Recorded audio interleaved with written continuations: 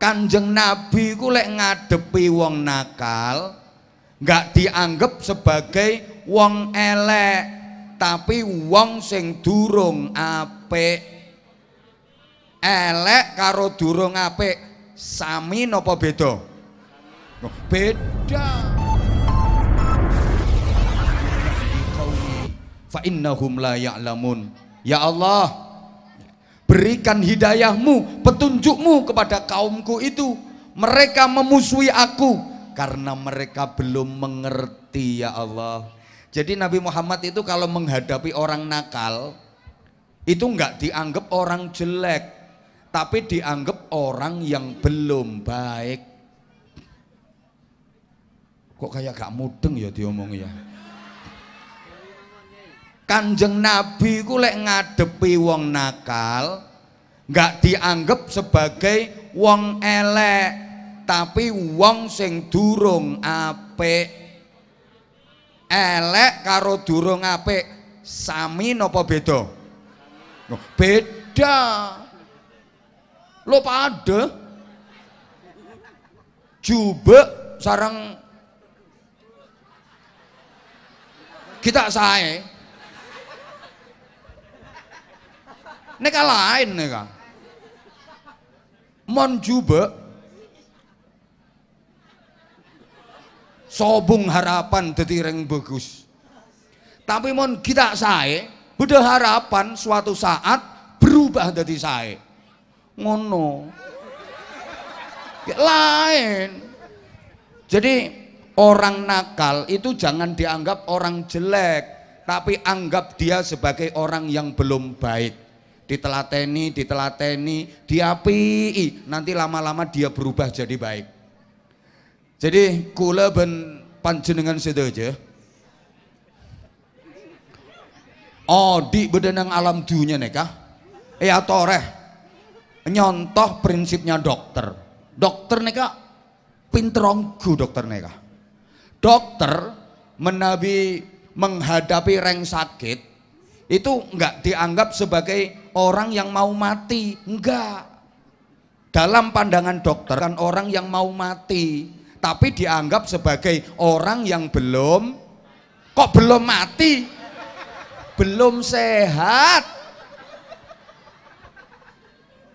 Duh, Redin tapi on.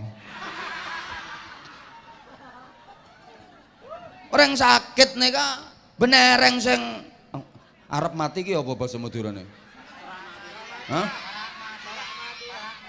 Reng sakit nih kak benereng sing para mati ya. Kan reng sakit nih kak, reng sing kita sehat. Kita beres. Hei dia tak beres. Nggak ada dokter ngadepi orang sakit kok dianggap sebagai orang yang mau mati. Masa dokter ngadepi orang sakit kok udah biarin jangan diganggu, itu mau mati? Nggak ada. Yo ditelateni, dirawat, diobati, lama-lama sehat. Terbukti lama-lama sehat. Maka Nabi Muhammad kalau menghadapi orang yang nakal itu tidak dianggap sebagai orang jelek, tapi dia orang yang belum baik. Ditelateni, lama-lama jadi baik. Allahumma sholli ala Muhammad. Kalau saya campur pakai bahasa Jawa boleh apa enggak ya? Boleh. Neka menang reng Madura dibanding reng Jawa. Rata-rata reng Madura neka oneng cak Jawa. Kan reng Jawa tak oneng cak Madura.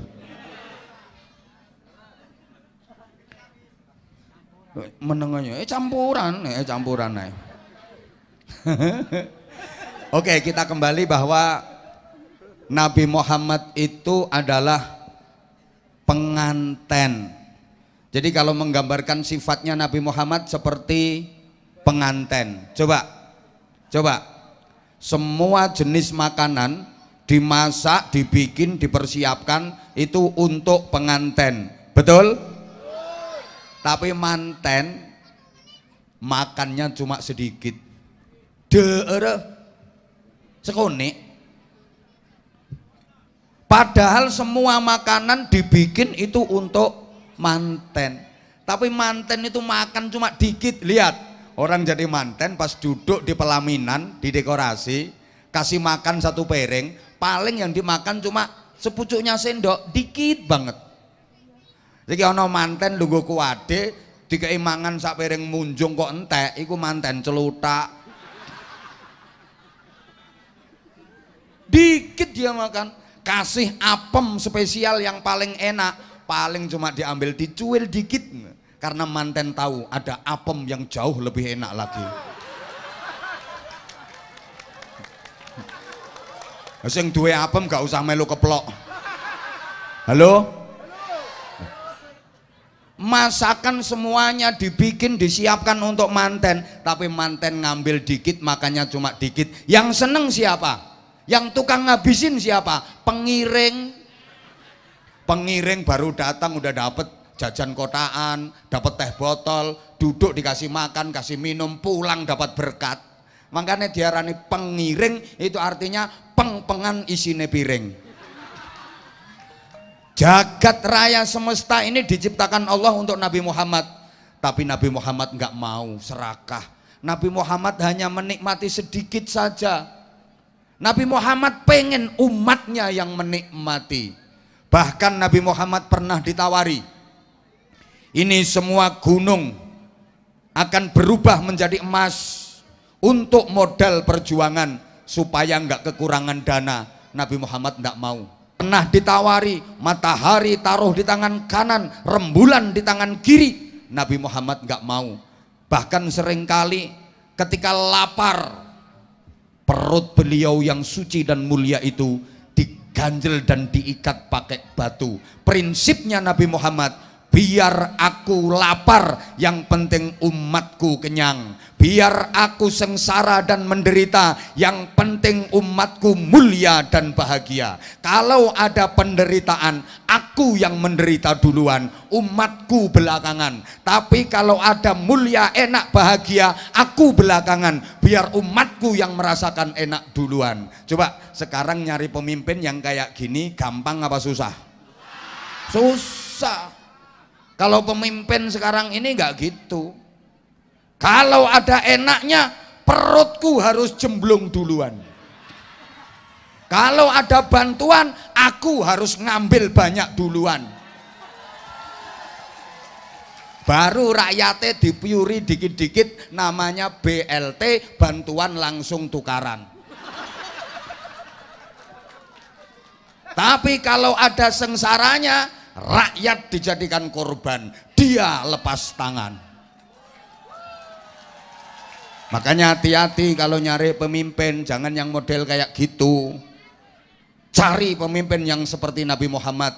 Aku lapar nggak apa-apa, aku siap menanggung lapar, perutku tak ikat pakai batu, yang penting umatku kenyang. Aku menderita sengsara, yang penting rakyatku mulia dan bahagia. Allahumma sholli ala Muhammad. Makanya wajib hukumnya kita memperingati Maulid Nabi. Bahkan seharusnya memperingati Maulid Nabi jangan hanya di bulan Rabiul Awal saja. Walaupun memang Rasulullah dilahirkan di bulan Rabiul Awal, tapi memperingati Maulid Nabi jangan hanya di bulan Rabiul Awal saja. Sebaiknya memperingati Maulid Nabi itu setiap hari. Tujuannya supaya penceramah-penceramah itu laris.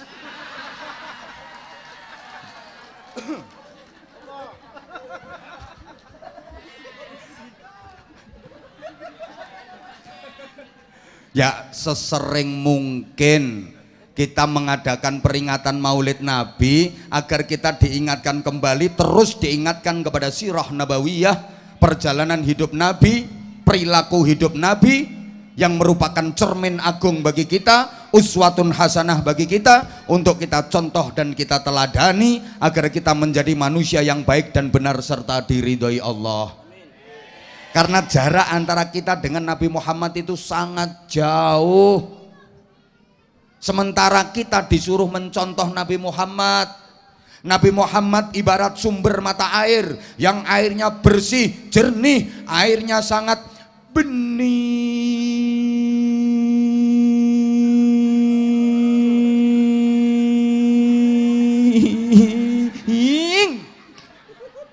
Sedangkan kita ini sungai-sungai kecil yang sudah jauh sampai ke muara, airnya kotor karena sampah, airnya keruh karena lumpur. Keruh itu bahasa Inggrisnya the butek. Nabi Muhammad itu sumber mata air yang bersih, jernih, bening. Lah orang Banyuanyar ini banyunya butek, bukan anyar banyunya. Sungai kecil yang butek, bahkan ada yang bukan hanya sekedar sungai kecil, ada yang sudah jadi peceren. Itu orangnya datang di pojokan itu. Malah ada yang sudah jadi sapi tank. Sehingga wajib bagi kita untuk mendekat ke sumber mata air agar mendapatkan jernih, bening, bersih airnya, supaya butek kita itu lama-lama jadi bening. Allahumma sholli ala Muhammad.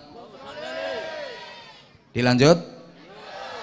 Lah kalau kita mau mendekat ke sumber mata air sulit. Kita sulit mendekat kepada Nabi Muhammad. Ya paling tidak kita mendekat ke sungai-sungai besar yang airnya masih bersih, masih jernih, masih bening, agar kita yang kotor, yang butek dan keruh ini mendapatkan gerojokan air bersih, air bening, supaya butek kita hilang, lama-lama kita pun jadi bersih, jernih dan bening. Amin Allahumma. Siapa sungai besar yang airnya masih bersih yang harus kita dekati?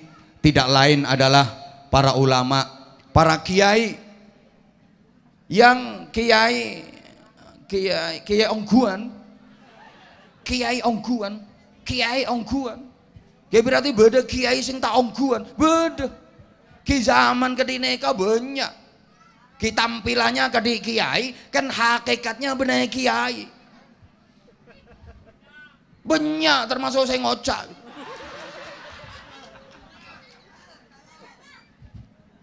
Lah kalau kiai beneran itu pernah mondok di pesantren dan mondoknya lama, dia bisa menguasai berbagai macam fun dan disiplin keilmuan, emang bisa ngaji, bisa baca kitab kuning, faham nahwu, sorob, qawaid, usul fikih, mustalah hadis, tahu asbabun nuzul, tahu sababul wurud, yang dibaca urut, Fathul Qorib, Fathul Mu'in, Fathul Wahab, itu kiai beneran.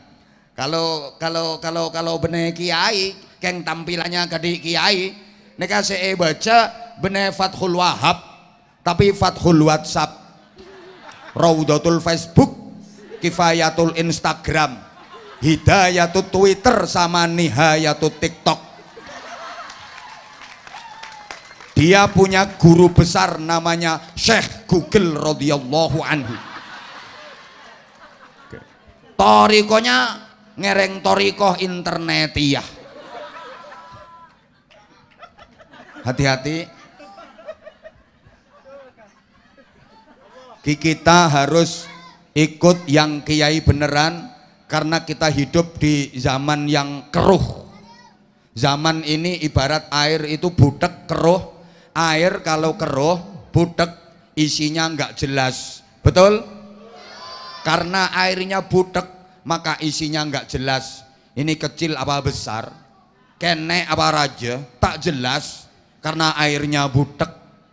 Iki gembuk apa atos, iki ndek apa dawa, iki lincip apa bendol, ndak jelas karena airnya keruh, karena airnya butek.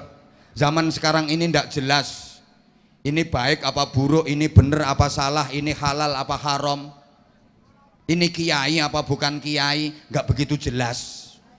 Ini ahlu sunnah wal jamaah apa bukan ahlu sunnah wal jamaah, nggak jelas. Bahkan ini Islam apa bukan Islam, gak jelas. Buktinya yang gak Islam nyolong, yang Islam juga kurang semangat. Yang gak Islam nyolong, yang Islam juga, yang gak Islam korupsi, yang Islam juga, yang gak Islam ngerasani, yang Islam juga, yang gak Islam gendaan, yang Islam juga.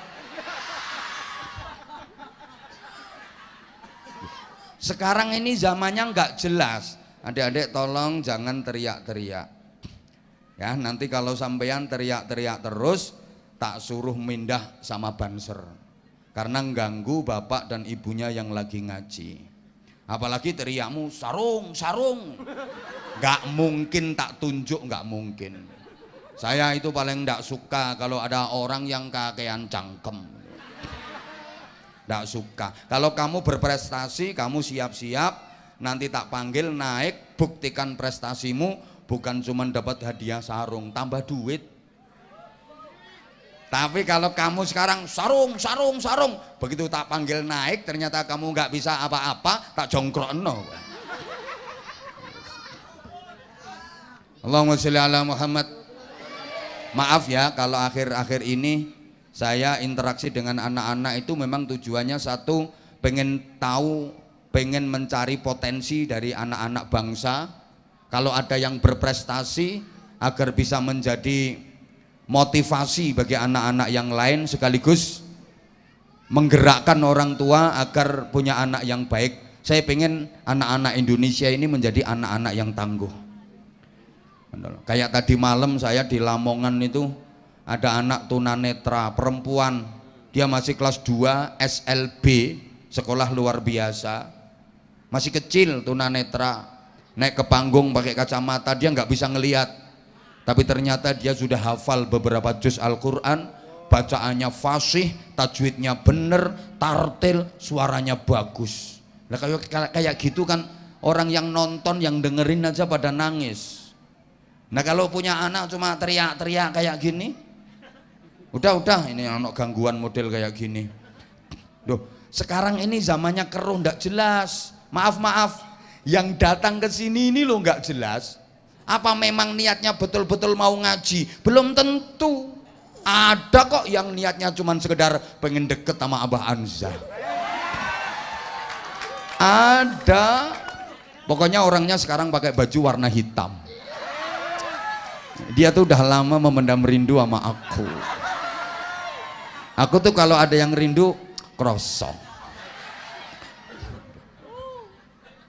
Loh sekarang ini ndak jelas. Apa kalau ada perempuan pakaiannya berukut berjilbab itu pasti wanita solihah? Belum tentu.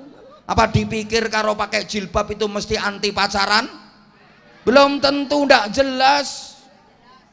Apa kalau pakaiannya berukut, berjilbab, rajin pengajian muslimatan, datang tahlilan, ikut yasinan, ikut, itu adalah istri solihah? Belum tentu. Kadang pakaiannya berukut, berjilbab, tapi suka ngomelin suami, nyelatuan nang bojo. Wonten apa mboten? Wonten apa mboten? Wonge teko? Aku ngerti. Sekarang orangnya pakai jilbab warna coklat.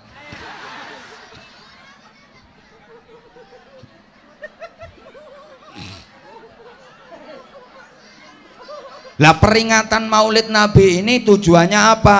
Ya agar kita makin mencintai Nabi Muhammad. Kemudian langkah berikutnya mencontoh dan meneladani perilaku hidupnya Nabi Muhammad Sallallahu Alaihi Wasallam. Coba diantara fadilahnya peringatan Maulid Nabi, ketika Nabi Muhammad dilahirkan, jagat raya semesta pun ikut berbahagia. Para malaikat menyambut dengan sukacita, riang gembira. Wadajjatil malaikatu tahlilan wa tamjidan wa istighfara. Malaikat senang, bersukacita, bersukaria, gembira dan bahagia. Sebaliknya setan-setan, endi setannya mau mana ya? Setan-setan mangkel, geding, gelo, benci.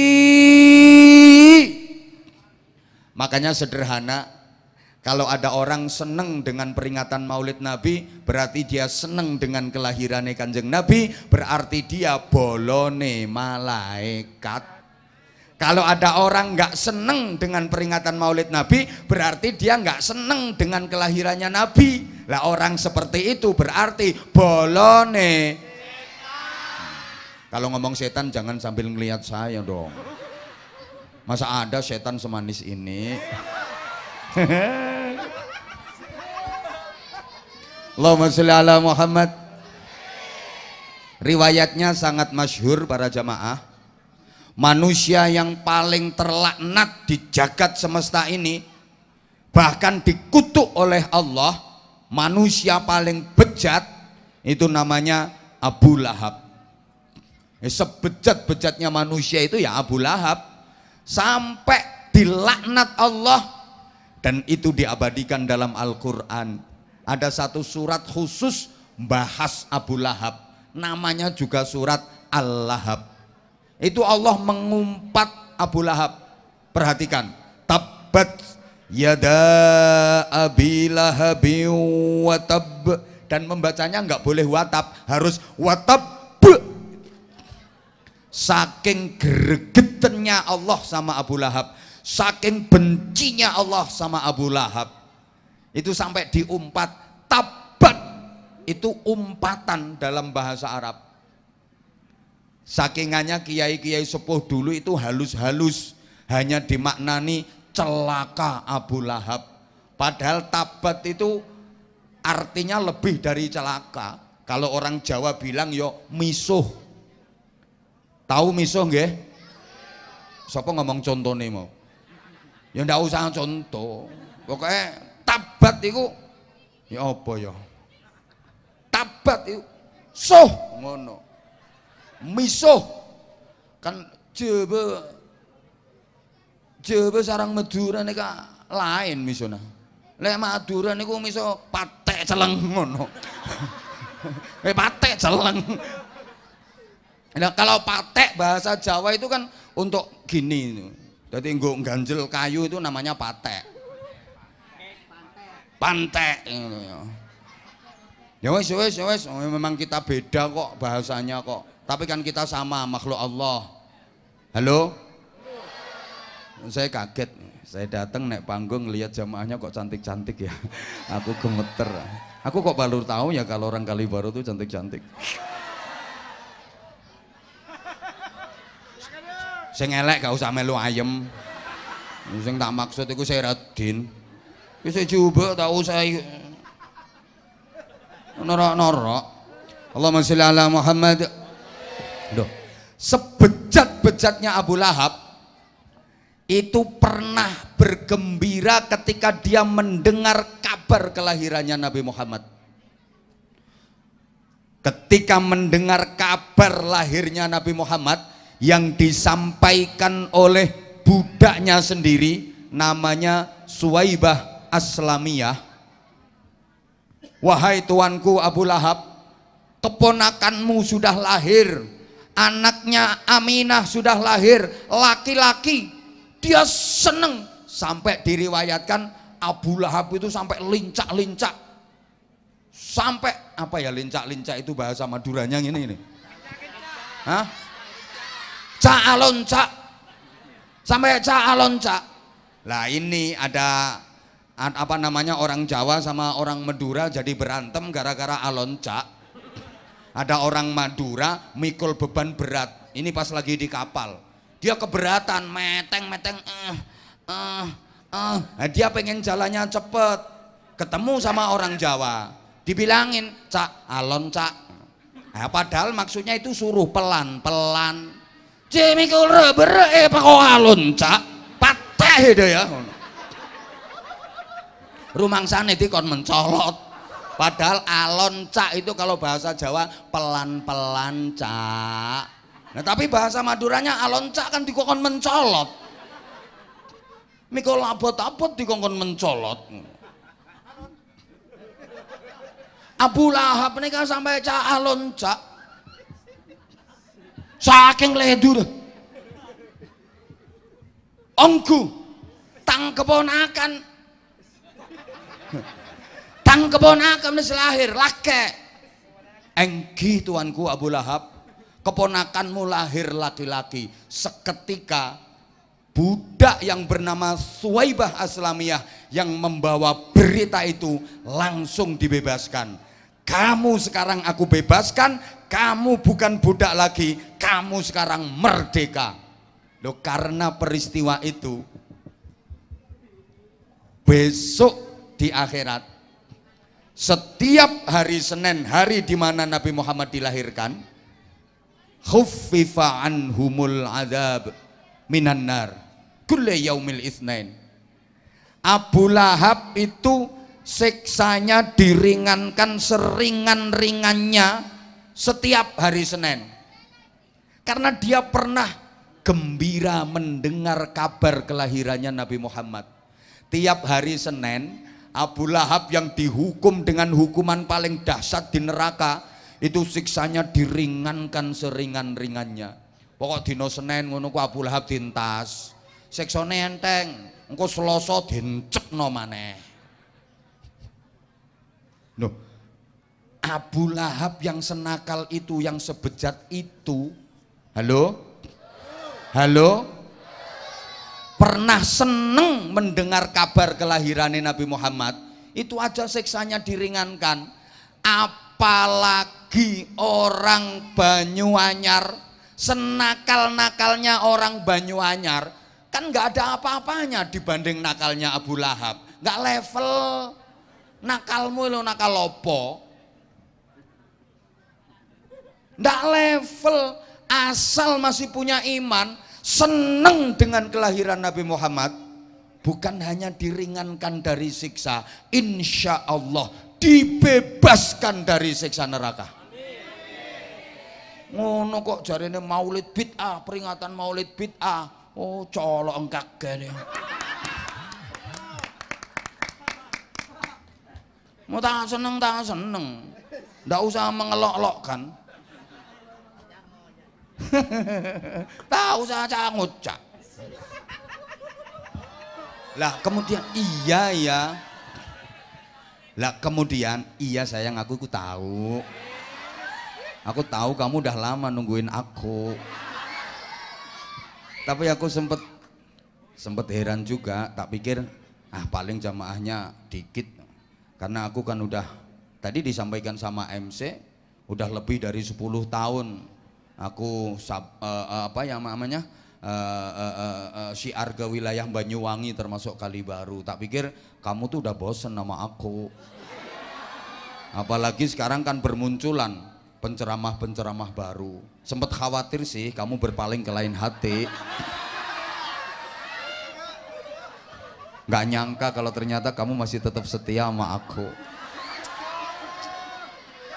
Kalau tahu kayak gini aku tuh jadi makin sayang sama kamu. I love you semuanya, I love you. Love you. Love you. Sing tuwek gak usah. Tuwek melukis bae. Gila nih. Khusus sing nom ngene. Iki untune kari loro ngene. Nah, tak balekno sing tuwek.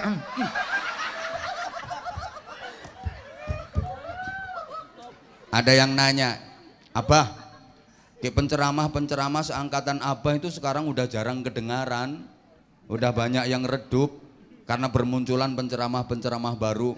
Tapi Abah tetap eksis, bahkan Abah tetap FYP, nggak kalah viral. Rahasia apa sih? Aku jawabnya sederhana, karena aku mencintai jamaah, maka jamaah juga mencintai aku. Itu juga karena kamu sayang. Kalau bukan karena kamu, aku bukan siapa-siapa. Kasih ya. Siapa ngomong CNDL? Kamu itu tinggal dengerin. Nun sewu yai kula kalih seliwar-seliwer nggih. Afwan, pangapunten ya. Ini caranya menyenangkan jamaah biar kerasan ngajinya. Dah. Lah Rasulullah itu diutus sebagai uswatun hasanah, contoh dan teladan bagi kita. Nah, ajaran-ajaran Rasulullah itu namanya agama. Cukup ndak ini waktunya ya. Nah, agama bisa tegak di atas 3 dimensi. Ini mulai ngaji bener. Ditirukan sama-sama ya. 3 dimensi itu pertama namanya dimensi ritual. Bareng. Yang ikut menirukan saya doakan mudah-mudahan barokah. Banyak duitnya. Banyak rezekinya. Banyak pahalanya. Gampang urusannya. Gampang nyari utangan. Lo kok emoh lo? Yang diutangin lupa nggak nagih. Nah ngono. Yang nggak ikut menirukan, pokoknya nanti kalau tidur awas, ndak inget apa-apa. Pertama namanya dimensi ritual, bareng. Yang kedua dimensi sosial. Yang ketiga dimensi intelektual. Oke, saya urut. Pertama ritual, ini menyangkut ritus-ritus religius yang sesungguhnya semua agama punya. Kalau Katolik ada namanya misa. Kayak kemarin Paus Fransiskus datang ke Indonesia mengadakan misa akbar di GBK. Kalau Kristen Protestan namanya kebaktian. Kita umat Islam banyak. Kalau umat Hindu ada semedi. Lah kita umat Islam banyak banget. Ada sholat, ada puasa, ada haji, ada zikir. Termasuk ini bagian dari ritual. Bahkan Indonesia yang mayoritas penduduknya beragama Islam, ini udah masuk wilayah ekstrim ritual. Semua itu dihubungkan dengan agama. Orang kita, coba kalau ada masjid, gereja, pura, wihara, kelenteng, itu disebut rumah ibadah. Loh, compok kok ibadah? Masuk rumah ibadah, masuk rumah wong Islam ya sholat, entul-entul jadi gulik-gulik, endut-endut. Pakaiannya bapak-bapak itu ada yang nyebut busana muslim. Lah, pakaianmu kapan lek syahadat? Kok diarani muslim? Mbuh kok gak ngerti ya. Kayak yang saya pakai ini dibilang kopiah haji, padahal belum pernah ke Mekah. Warnanya putih dibilang kopiah haji, numpak pesawatnya belum pernah. Di Kediri itu ada tahu namanya tahu takwa. Loh, berarti tahu itu menjalankan perintah Allah dan meninggalkan larangan Allah. Tahu takwa. Lah mungkin masyarakat Banyuanyar pengen niru, boleh silahkan bikin tempe iman. Onde-onde ikhlas, tape subhanallah, getuk naudzubillah min dzalik. Jadi udah masuk wilayah ekstrim ritual. Halo? Cuma sayangnya lebih menonjolkan atribut daripada nilai. Hanya tampilannya saja, hanya gebyarnya saja, casingnya saja, tapi minim dari esensi. Saya sering sampaikan kritikan, Indonesia ini terlalu banyak mauidhah hasanah tapi kekurangan uswatun hasanah. Terlalu banyak ceramah tapi kurang terarah. Banyak orang yang pinter pidato tapi nggak pinter jadi contoh. Nggak usah keplok, engkau nanti arahnya ke saya nanti. Loh, sekarang gitu. Banyak orang yang pinter pidato tapi nggak bisa jadi contoh. Pinter ceramah tapi dia nggak bisa jadi uswah. Pandai berorasi, nggak pandai berekspresi. Di Indonesia ini tak cari tukang pidato, tukang ceramah, banyak banget, banyak belajar sapirang-pirang. Kalau hanya sekedar pidato, hanya sekedar ceramah, cari di Google sapirang-pirang. Tapi yang benar-benar bisa menjadi contoh, benar-benar bisa menjadi uswah, lah ini yang jarang-jarang. Halo? Sehingga coba pikir toh, di Indonesia ini acara apa yang nggak ada mauidhah hasanahnya? Semua acara itu dikasih mauidhah hasanah. Kayak ini ya, peringatan Maulid Nabi, mauidhah hasanah. Nanti bulan Rajab ada peringatan Isra Mi'raj, mauidhah hasanah. Mendekati Ramadan itu menyongsong bulan suci Ramadan, mauidhah hasanah. Nanti ada nuzulul Quran, peringatan nuzulul Quran, mauidhah hasanah. Lebaran, halo? Ya Allah, ya Allah. Madura boleh ngarani lebaran? Telasan, halal bihalal, mauidhah hasanah. Orang mau berangkat haji walimatus safar, mauidhah hasanah. Walimatun nikah, mauidhah hasanah. Walimatul arus, mauidhah hasanah. Walimatul tasmiyah, mauidhah hasanah. Walimatul khitan, mauidhah hasanah. Saya bisa cerita karena udah pernah diundang semua acara-acara itu. Saya yang belum pernah diundang itu cuma satu, mauidhah hasanah dalam rangka walimatul pegatan. Ini saya belum pernah. Di mana-mana mauidhah hasanah, tapi asarnya kok kayak nggak ada. Nggak bisa merubah masyarakat menjadi baik. Ya karena hanya mauidhah bukan uswah, hanya pidato bukan contoh. Makanya yang dipidato nih nggak ngefek.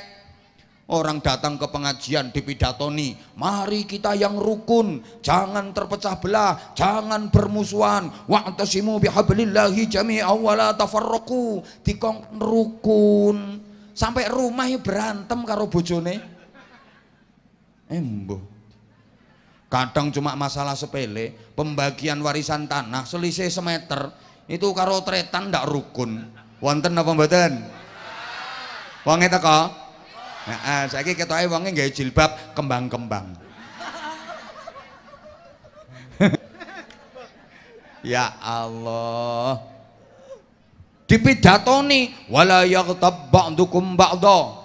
Jangan kalian menggunjing saudara sendiri, ojo ngerasani.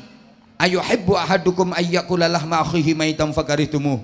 Ngerasani ku padha karo mangan batange wong sing dirasani. Ayo coba. Lu yang ceramah belum selesai ngomong, jamaah malah ngerasani sing ceramah.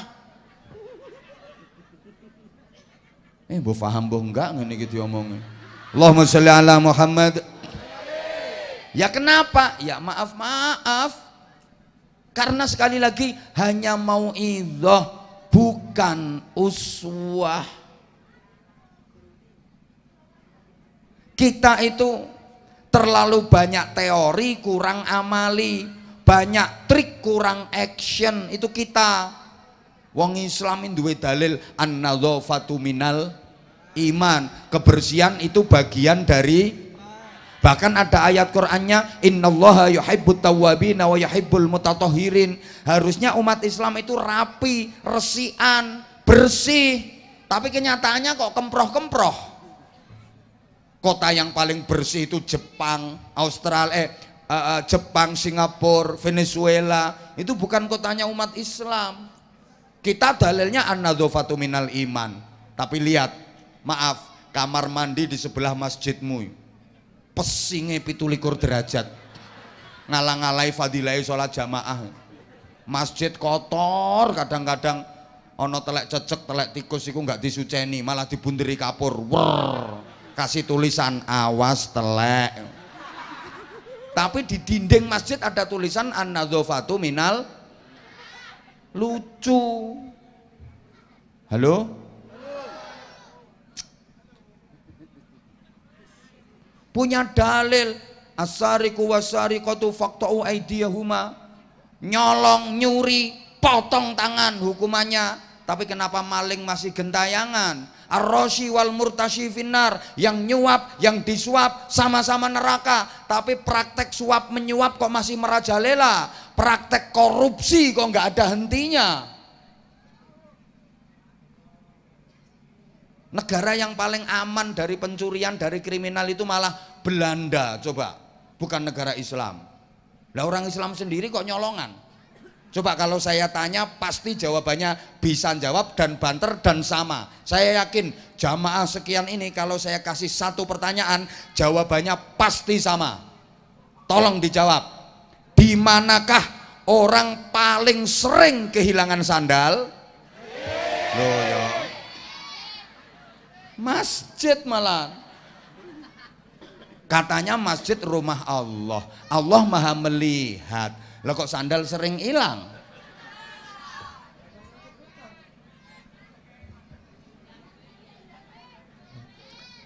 Ulama dulu, kiai-kiai dulu sukses mengembangkan Islam kepada masyarakat bukan dari ceramahnya, bukan dari pidatonya, bukan dari mauidhah hasanahnya, tapi dari uswatun hasanahnya.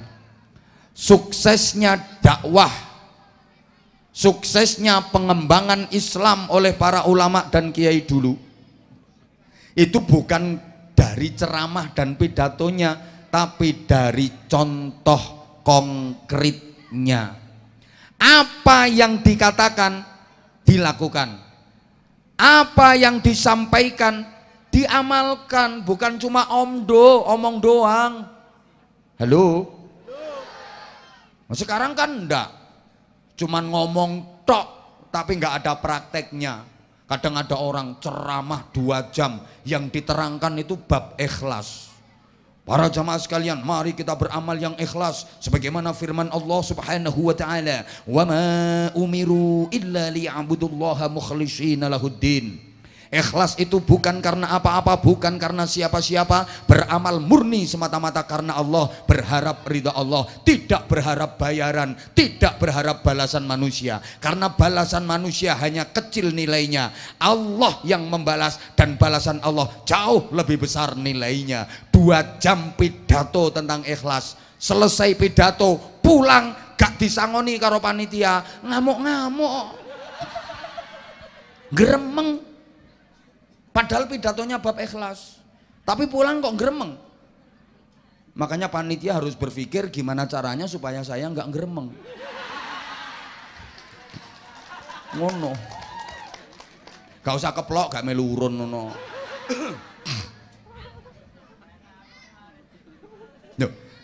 Kiai dulu itu pidatonya dikit, tapi karena yang dipidatokan diamalkan, makanya ampuh. Ada 20 orang nakal itu ngelumpuk di situ ini 20 nakal ngelumpuk di situ, dipidatoni sama kiai, ndak lama 5 menit, saudara-saudara berhenti nakalnya, insaf, sadar, kematian bisa datang secara tiba-tiba, awas pas nakal mati, ngono tok pidatone. Besok 20 orang nakal ini yang 19 insaf, sadar, waras, sowan ke kiainya. Terima kasih kiai, temen saya 20 orang nakal-nakal semua. Setelah dipidatoni kiai, sekarang yang 19 insaf, yang nakal tinggal 1. Kata kiainya, ya wis ben sing siji kuwi gawe obong-obongane neraka kuwi. Ya neraka ya butuh obong-obongan kok. Kalau nggak ada obong-obongannya kan nggak nyala nanti api neraka. 20 wong nakal dipidatoni kiai cuma 5 menit, besok yang 19 insaf. Nah sekarang ada 20 orang nakal dipidatoni Abah Anza garis miring Anwar Zahid 2 jam lek pidato, besok sing nakal dadi selikur. Soalnya ketambahan sing pidato. Kowe guyumu kok kaya setuju ngono.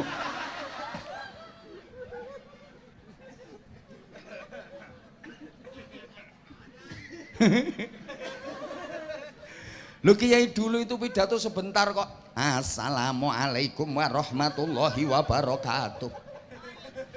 Tantretan sedejene sebadan kaula amul jage. Ki supaya kenging rahmat Allah, sayangi sareng Allah, jek kelopain mon malam tahajud. Ki pon sekadin tok sebadan kaula aturage. Akhirul kalam, assalamualaikum warahmatullahi wabarakatuh. Pleman ngono tok pidatone. Tapi kiai yang ceramah tentang tahajud itu istiqomah qiyamul lail, tiap malam nggak pernah meninggalkan tahajud, makanya ampuh nasihat-nasihatnya gitu loh. Woi, sekarang ini ceramah 2 jam. Ciri orang soleh adalah qiyamul lail.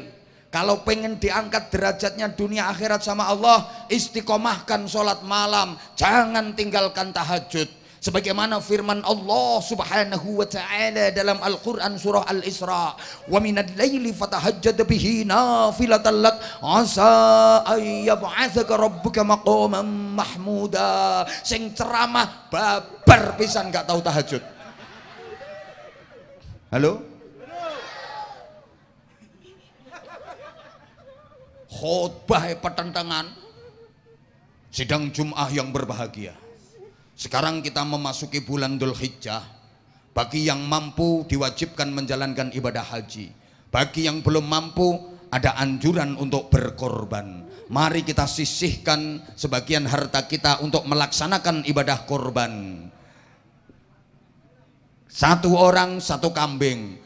Kalau seekor sapi bisa digunakan sekeluarga untuk 7 orang. Sing khutbah dhewe gak korban malah tukang ngentekno daginge.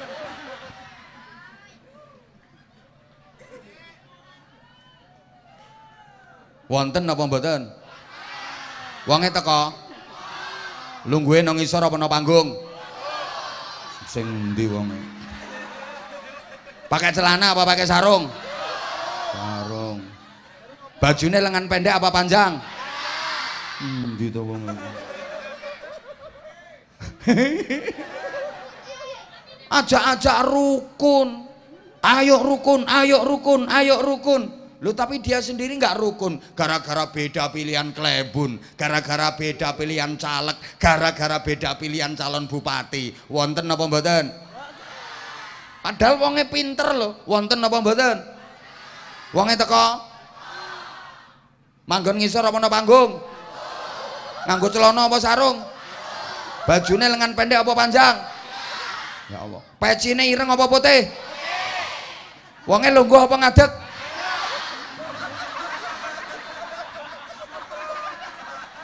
Nggak ada kok. Kan saya ngatuk cuma aku tok. Berarti maksudnya aku.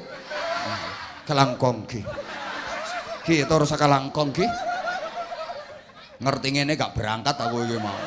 Terus aku langsung bablas gambiran kono. Gak ngurusi wong Banyuanyar. Nah. Dan iya. Dan pantas saja kalau doanya juga ampuh. Walaupun maaf kadang doanya ndak fasih. Saya kalau urusan doa itu ya jujur saya lebih mantep sama kiai-kiai di desa-desa, di pelosok-pelosok yang sudah sepuh-sepuh. Baca doa itu ndak fasih. Tapi saya amin itu karena saya mantep. Ndak fasih ndak. Allahumma inna nasaluka salamatan fiddin wa ngafiyatan fil jasadi wa ziyadatan fil ilmi wa barokatan fil rezeki tobatan qoblal maut rokematan ngindal maut hawin ngalaina fi sakaratil maut. Itu saya aminkan betul-betul. Amin ya Allah, amin. Saya percaya itu mandi dongane mustajabah. Kenapa? Saya yakin kiai seperti itu nggak bisa bikin proposal. Ampuh doanya mustajabah. Lah kalau ustadz-ustadz sekarang fasih kalau berdoa. Robbana Acina. Saking fasihnya itu gak terima atina. Acina fid dunya hasanah wa fil akhirati. Wah leh maca kok nganti intil-intile merotoli. Hasanah wa qina adzabannar wa adkhilnal jannah ma'al abrar. Tapi dongane ngobos. Soalnya ustadz model ngono iku pinter nggawe proposal dan berani ngerubah kwitansi. Nggak mungkin mandi. Lah orang dulu itu doanya kadang Masya Allah lucu dongane tapi ampuh. Ono kiai Jawa Dongani wong lara untu, sakit gigi mentek-mentek. Disuwuk kaya ngene. Bismillahirrahmanirrahim. Godhong pari godhong waluh ora mari tambah abuh. Sebulno nggone untune sing sakit. Sembuh kok. Ya sampean sing maca ya diantemi wong sampean.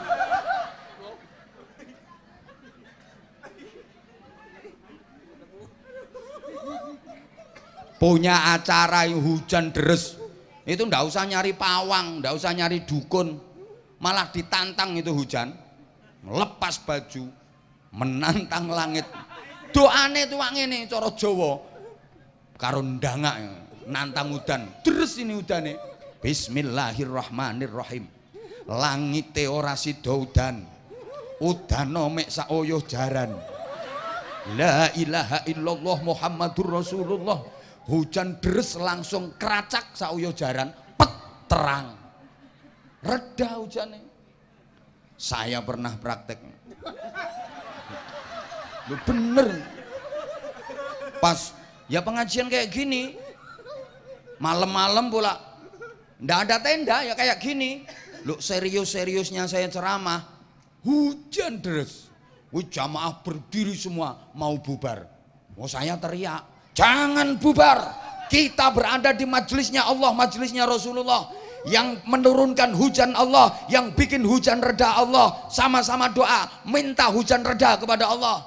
Aku teriak, mandek kabeh, ndak jadi bubar. Loh, aku teriak bukan karena apa-apa, aku nggak mau kehujanan sendirian. Enak, orang-orang mau buyar nanti aku kodanan dewe aku. Lah aku mau lari duluan, ya malu aku sing ceramah kok. Akhirnya saya ajak baca ayat kursi, terus Fatihah sama tabat 3 kali. Alhamdulillah tambah deres. Ini saya mikir, lah saya ayat kursi, Fatihah, tabat 3 kali, kok kalah karo doa uyuh jaran.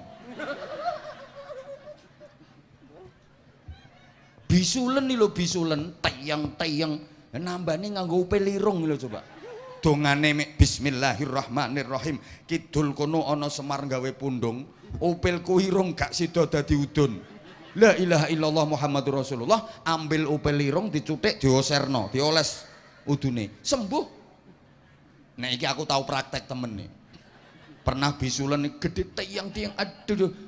Besok ada jadwal ngaji. Lah ini kalau nggak sembuh panas dingin nih.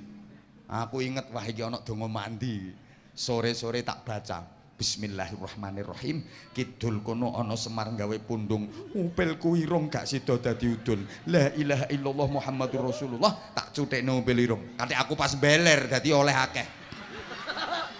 Pas meler wis ngusep-usepno. Subhanallah. Sore tak suwuk, paginya udune langsung manak telu.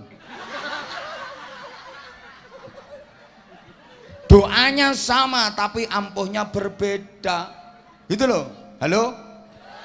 Syekhona Khalil Bangkalan. Wah, kiainya kiai se-Indonesia. Terkenal waliullah, ampuh.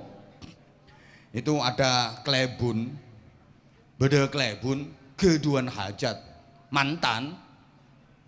Waktu itu musim penghujan. Gitu loh. Lah klebun ini kan mikir, aku punya hajat kalau hujan nanti nggak ada yang datang ini. Gimana? Kacau ini. Akhirnya sowan ke Mbah Yai Khalil Bangkalan, minta tolong, Kiai, nyuwun doa. Ke mandar nih kita hujan Kiai. Kula keduan hajat mantan Kiai. Mbah Yai Khalil nggak ngapa-ngapain. Di depannya ada kertas, terus nulis eret, dilipet, terus dibilangin, ini pasang di atas pintu depan rumahmu. Jangan dibuka kalau hajatmu belum selesai. Jangan buka. Mun hajat heda kita marah. Jangan dibuka ini. Kalau dibuka gak mandi. Wes, begitu waktunya tiba, klebun itu punya hajat. Hujan deres sekitar Bangkalan itu hujan deres semua. Tapi desanya klebun itu gerimis kecil aja enggak. betul-betul ampuh itu. Sampai ini Klebun penasaran. Ini yang ditulis sama Syekhona Khalil ini apa kok begitu ampuh? Ayat kursi apa ayat meja? Ada apa itu? Oh, ulane bapak-bapak ucul. Oh saya ya kayak gini lagi cerita serius-serius ribut perkara wula. Dilanjut apa ndak? Ya kalau dilanjut ya duduk lagi wong wula cilik ae kok wedi. Halo? Mboh, mboh. Oi. Ini Pak Lurah Klebun penasaran begitu ampuh jimatnya yang ditulis sama Syekhona Khalil. Wong sekabupaten Bangkalan itu loh hujan deres semua, tapi desanya Klebun yang punya hajatnya terang benderang, gerimis kecil aja enggak. Begitu hajatnya selesai, Klebun penasaran. Ini yang ditulis Syekhona Khalil ini surat ikhlas apa surat gak ikhlas, ayat kursi apa ayat lemari. Akhirnya kan kalau hajatnya udah selesai boleh dibuka, diambil dibuka. Begitu kertas dibuka, Klebun niki tertawa terbahak-bahak. Agel, karena ternyata lucu. Yang ditulis Syekhona Khalil ini bukan ayat Quran, bukan sholawat, bukan wirid, bukan jimat, bahasa Madura. Bunyinya gini tulisannya, pala anak Klebun raja.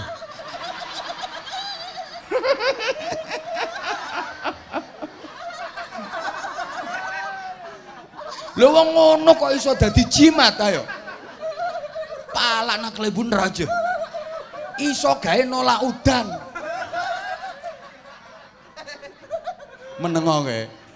Ini serius ini. Jadi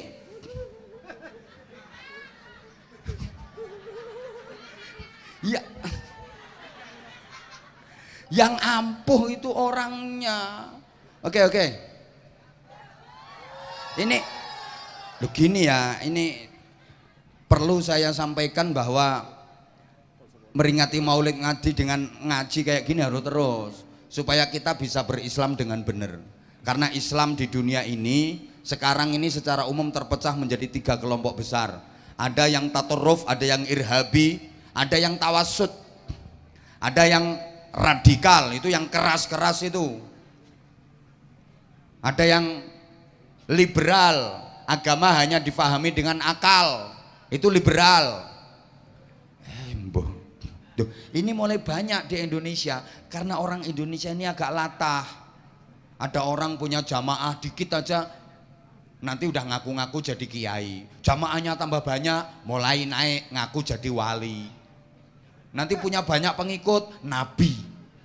Loh, di Indonesia ini kan udah banyak orang yang ngaku jadi nabi. Ada dulu namanya Ahmad Musodek itu guru olahraga ngaku jadi nabi, katanya dikasih wahyu sama malaikat Jibril di Bogor. Lah lapo malaikat Jibril belakraan tutup Bogor.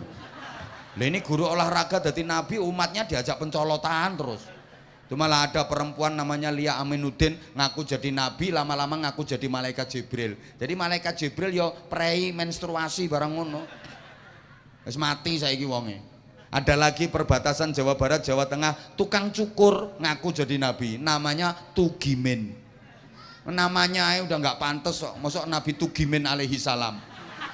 Nah ini kalau di solawatan nok saru, nah, ya sallallahu ala Muhammad pantas, sallallahu alaihi wasallam. Coba yang tadi sallallahu ala Tugimin, gak pantas blas. Di Malang ada mantan petinju namanya Yusman Roy. Itu mengajarkan sholat boleh diterjemah pakai bahasa masing-masing. Ya Allah. Jadi lek komat bukan Allahu Akbar, asyhadu an la ilaha illallah. Komatnya Allah Maha besar, aku bersaksi tiada Tuhan selain Allah dan aku bersaksi Nabi Muhammad utusan Allah. Mari kita sholat, mari bahagia. Sholat segera ditegakkan, sholat segera ditegakkan. Allah Maha besar, tiada Tuhan selain Allah. Akhirnya imamnya maju. Jadi takbiratul ikhramnya bukan Allahu Akbar, diterjemah Allah Maha Besar. Lah ini makmumnya yang orang Jakarta Betawi ya. Allah gede banget. Ada makmum yang orang Banjar sana. Bahasa Banjar gede itu kan ganal. Allah nal ganal. Tetangga saya Bojonegoro, Gusti Allah kawedi. Nah, yang paling lucu tretan Madura. Tretan Madura takbir Allah Maha Jeraja tak iya. Beda tak iya nah. Allah Maha Jeraja tak iya. Jadi ngimami ya. Bukan bismillahirrahmanirrahim alhamdulillahirabbil alamin baca Fatihahnya. Dengan menyebut nama Allah yang Maha Pengasih lagi Maha Penyayang. Segala puji bagi Allah Tuhan seru sekalian alam, yang Maha Pengasih lagi Maha Penyayang, yang menjadi Raja pada hari kiamat. Hanya kepadamu kami menyembah dan hanya kepadamu kami mohon pertolongan. Tunjukkan kepada kami jalan yang lurus, jalannya orang-orang yang kau berikan kenikmatan kepada mereka, bukan jalannya orang-orang yang kau murkai, bukan pula jalannya orang-orang yang sesat. Nyautnya enggak amin, jadi terjemah kabulkan. Sembuh. Ini baru dimensi ritual. Waduh, waktunya nggak mencukupi ini. Tuh kan kelihatan banget kalau sayang sama aku. Saya nomor 2, dimensi sosial. Jadi bukan hanya vertikal tapi juga horizontal, bukan hanya ubudiyah tapi juga muamalah. Memang Islam mengajarkan keseimbangan. Bukan hanya doa tapi juga usaha, betul? Usaha tanpa doa sombong. Doa tanpa usaha omong kosong. Kalau orang-orang awam kelasnya kayak kita, mengandalkan usaha-usaha, ini usahaku, nggak mau doa, itu melupakan Allah, sombong itu orang. Apalagi doa aja nggak mau usaha, omong kosong. Ada anak monduk, nang ponduk ya nang ponduk. Kita dadi kiai, kan tak mau ngaji, tak mau belajar, tak mau mutolaah. Ya penggaweane sila wiridan karo muter tasbih. Wiridan terus. Sulastri. Sumyati. Sundari. Sulika. Supia. Samsia. Pokoke rondo sakali baru metu kabeh. Nggak mau belajar, nggak mau ngaji, pengen jadi kiai. Ini jelas 1, ujiannya ndak lulus, 2, pulang nggak jadi kiai malah jadi dukun. Gitu loh. Paham tak gak diomongin ini? Kayak ada bapak-bapak pengen punya anak, lo istrinya lo nggak diapa-apain, difatihai tiap malam. Wong istrinya tidur jebablah, nggak diapa-apa no, dibuka perutnya seret. Ya Allah, semoga istriku hamil. Al-Fatihah. A'udzubillahi minasyaitonirrajim. Waladhdallin. Sebel wetenge. Tinggal ngalih. Gak apa-apa no. Besok malamnya juga gitu. Istrinya wis nyeketang latang-latang. Dideketin, dibuka perutnya seret. Semoga hamil ya Allah. Al-Fatihah. Waladhdallin, sebel. Tiap malam Fatihah terus. Hamil apa enggak? Punya anak apa enggak? Ya ndak mungkin hamil, ndak mungkin punya anak. Iya Fatihah iya, tapi ojo Fatihah tok. Ya kudu karo dieker-eker. Fatihah tok dak. Sapa takon apane sing dieker-eker? Ngono ya ditakokno.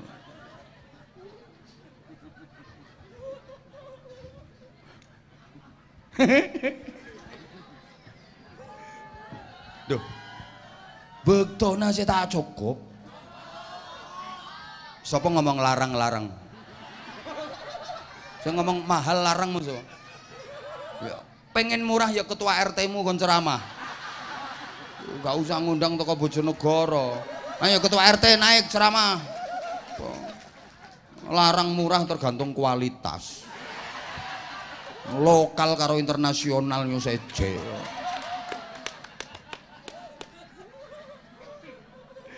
Ya Allah, makanya gini ya. Banyak orang yang masuk surga karena ibadah sosial, banyak pula yang masuk neraka ya gara-gara ibadah sosial, gara-gara dosa sosial. Itu loh. Ingat gak ada seorang kiai masuk neraka nggak bisa masuk surga gara-gara selilit. Tahu selilit? Yang dipakai ganjel apa yang dipakai ini loh. Apa ya bahasa Maduranya apa itu? Sotel. Tusuk gigi itu loh, tusuk gigi. Acongkek. Ya acongkek. Tusuk gigi itu loh. Itu ceritanya kan gini.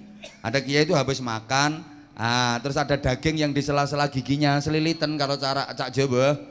Nah, terus bunyainya, maknyeknya itu lagi nawar kayu bakar. Zaman dulu belum ada LPG.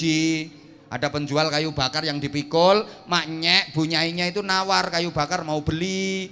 Lah kiainya deketin. Ya karena ada kotoran di sela-sela giginya, nggak sengaja dia beset itu ngambil kayu dikit seret ngono dipakai tusuk gigi gini terus ini masuk rumah nggak bilang sama yang jual kayu.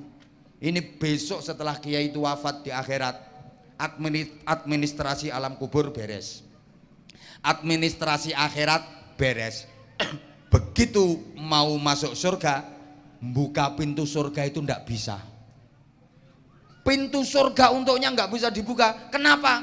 Terganjal tusuk gigi. Jadi kayu kecil seret yang diambil untuk tusuk gigi itu berubah jadi kayu raksasa yang menghalang-halangi pintu surga sehingga nggak bisa dibuka. Ayo coba, apalagi yang nyuri kayu di hutan. Lah nek Pak Klebun kepala desa, hati-hati nanti mau masuk surga nggak bisa, terganjal stempel.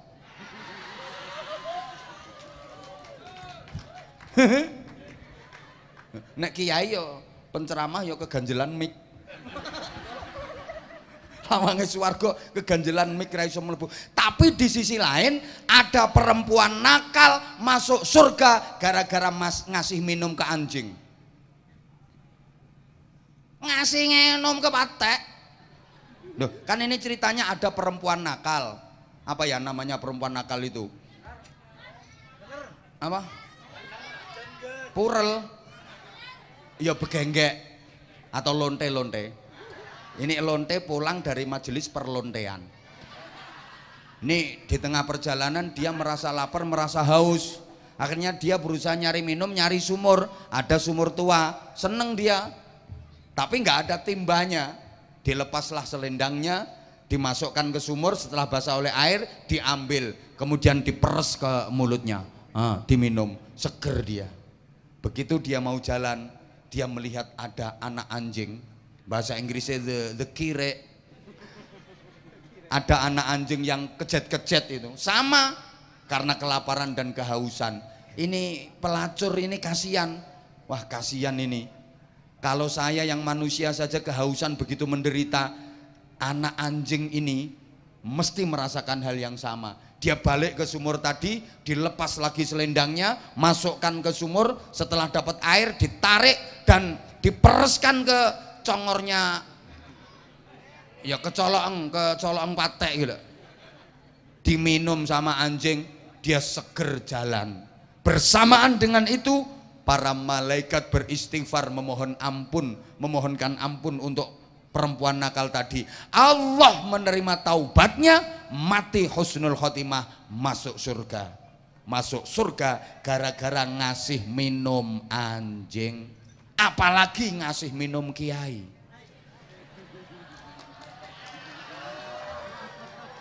Aslinya aku yo pengen minum tapi todus. Ini pentingnya dimensi sosial. Ibu bapak, halo? Halo. Ibadah haji itu ritual, urusan sama Allah. Tapi kalau sosialnya nggak beres, ditolak. Kan ada cerita. Halo? Orang haji pakai duit haram. Man hajja bi haramin aw min haram, idza qala labbaik Allahumma labbaik fa ajaballahu lahu la labbaik laka wala sa'daik. Orang berhaji pakai duit haram, ketika dia bertalbiyah labbaik Allahumma labbaik ditolak sama Allah karena duitnya haram yang dipakai untuk haji. Dia talbiyahnya khusyuk, labbaik Allahumma labbaik labbaik la syarika laka labbaik. Dijawab sama Allah, gak labbaik-labbaikan. Labbaik apaan? Duit haram dipakai ke sini, gak diterima sama Allah. Makanya ada cerita, ada pejabat sekelas, ya pokok pejabat lah, nggak saya sebut namanya, itu pergi haji sekeluarga pakai duit hasil korupsi. Awalnya lancar, tapi ketika lempar jumroh ada kasus, ada masalah. Apa masalahnya? Batu yang dipakai ngelempar jumroh itu balik terus. Setiap dilempar bismillahi Allahu akbar, cetak batunya balik. Diambil lagi dilempar bismillahi Allahu akbar, cetak balik. Berkali-kali dilempar balik, dilempar balik. Dia penasaran, diambil itu batu, diperhatikan, ternyata batu itu ada tulisannya, maaf, sesama setan dilarang saling lempar. Podo setanian teman-teman. Nah kan lempar jumroh itu simbol ngelempar setan, jadinya setan, podo setane ngantem kan gitu. Ya Allah. Nah ini aku dirubung kewan nopo iki jenenge. Lumayan baunya. Panitianya memang sentimen. Jadi sengaja meja saya ditaruh persis di bawah lampu supaya binatang-binatang ini jatuh ke minuman dan nanti saya minum. Halo? Halo? Nah yang terakhir dimensi intelektual itu namanya ilmu pengetahuan. Jangan sampai jadi orang bodoh. Karena amal kalau nggak didasari dengan ilmu ditolak. Ini saya sebenarnya keterangannya masih separuh, tapi karena keterbatasan waktu saya mohon maaf yang sebesar-besarnya.